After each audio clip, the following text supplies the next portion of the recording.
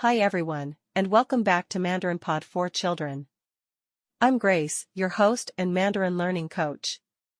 To protect speakers' privacy and enhance audio quality, some or all voices in this episode are created with AI assistance.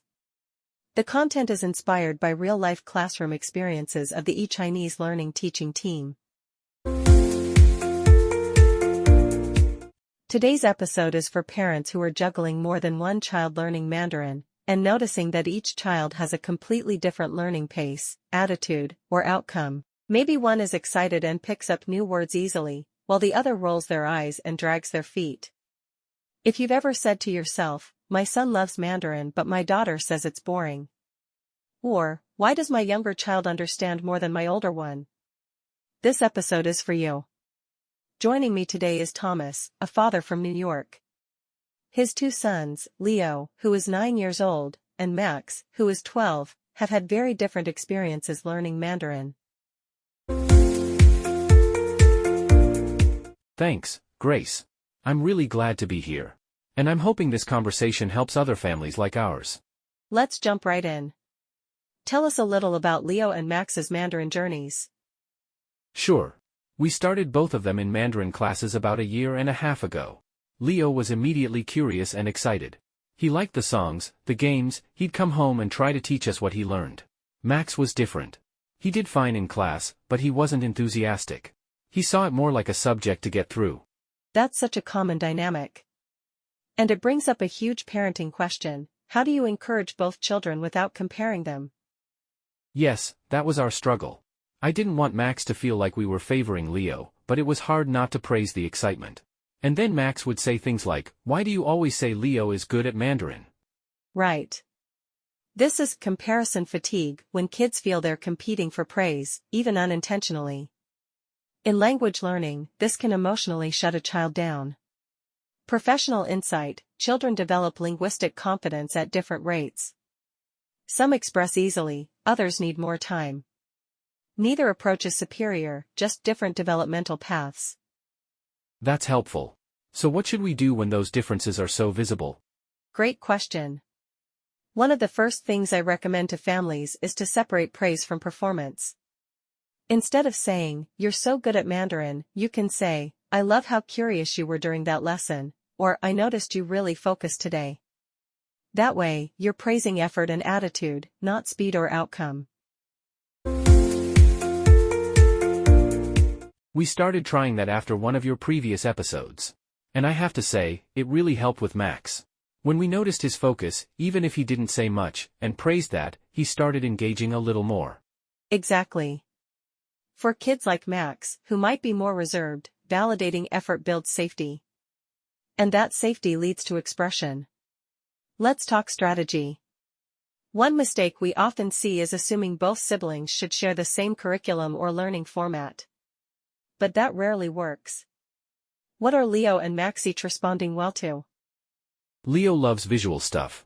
Cartoons, matching games, colorful flashcards. Max prefers structure. He actually likes worksheets and grammar explanations, just not the performing part. That's such a great example. Their learning styles are clearly different. For Leo, Mandarin needs to feel like play. For Max, it needs to feel like logic. When we align the learning format with the child's style, engagement improves. We tried letting each of them choose one activity per week. Leo picked a Mandarin cartoon, Max picked a vocabulary quiz app. That actually worked. Brilliant. You gave them agency. Choice is one of the most powerful tools in motivation psychology, especially for tweens. Let's talk about another challenge: parental guilt. A lot of parents feel bad that they can't support both kids equally, especially when they don't speak Mandarin themselves. Did you experience that? Definitely. I kept thinking, if I could just speak a little Mandarin, I could help more. I worried I was failing them. And you're not alone. But here's the thing: your presence matters more than your proficiency.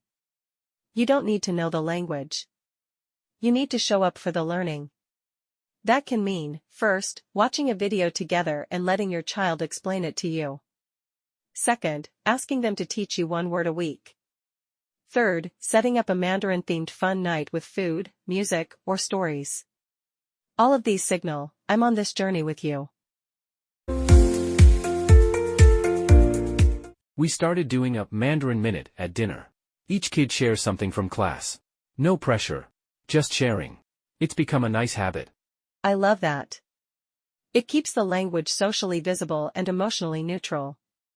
For many families, these micro-habits are more effective than long study sessions.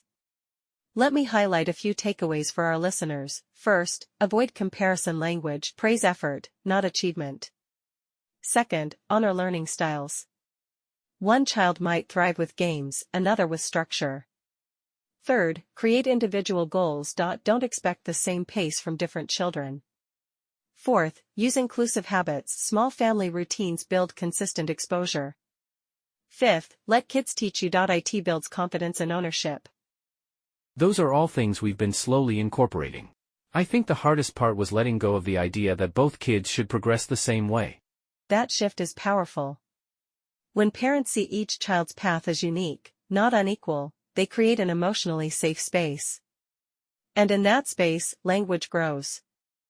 I can say now that both boys are still learning, just differently. And that's okay. It absolutely is. And thank you, Thomas, for sharing your family's journey. That's our episode for today. Remember, if your children are learning Mandarin differently, that doesn't mean one is falling behind. It means each is building their own path, at their own speed. If you want help tailoring lessons to your child's learning style, try a free one-on-one trial class at eChineseLearning.com. Our professional coaches work with students of all personalities and paces. Until next time, I'm Grace. Stay patient, stay curious, and trust your child's timeline.